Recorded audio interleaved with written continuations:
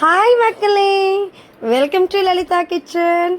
இன்றைக்கி நம்ம ரொம்ப ஹெல்த்தியான ஒரு டிஃபன், ஒரு ஸ்நாக்ஸ் ஈவினிங்கும் செஞ்சுக்கலாம், மார்னிங் செஞ்சும் பசங்களுக்கு கொடுக்கலாம். வாங்க எப்படி செய்யலான்னு பார்க்கலாம். ஒரு பாத்திரத்தில் எண்ணெய் ஊற்றிட்டு கடுகு, சீரகம், கடலைப்பருப்பு, உளுத்தம்பருப்பு, பொடியாக நறுக்கிய வெங்காயம், பச்சை மிளகாய், கொத்தமல்லி, இஞ்சி போட்டு நல்லா ரோஸ்ட் பண்ணிவிடுங்க.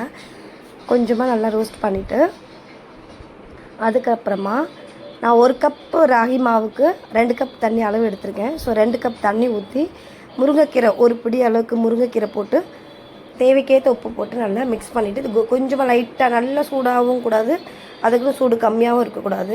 கை சுடுற அளவுக்கு சூடானது மாவை போட்டு நல்லா கிண்டி மிக்ஸ் பண்ணிவிட்டு ஆற விட்டுடுங்க. ஆறினதுக்கப்புறம் நல்லா பால் பண்ணி உருண்டை ரெடி பண்ணி இட்லி பாத்திரத்தில் வச்சு ஸ்டீமில் போட்டு எடுத்துட்டிங்கன்னா அவ்வளோதாங்க.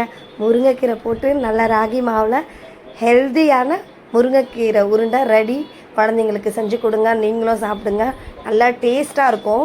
கண்டிப்பாக கீரை சாப்பிடாதவங்களும் ராகி மாவு சாப்பிடாதவங்களும் இந்த மாதிரி செஞ்சு கொடுத்தீங்கன்னா ரொம்பவே பிடிக்கும். கோகோனட் சட்னி நல்லாயிருக்கும்.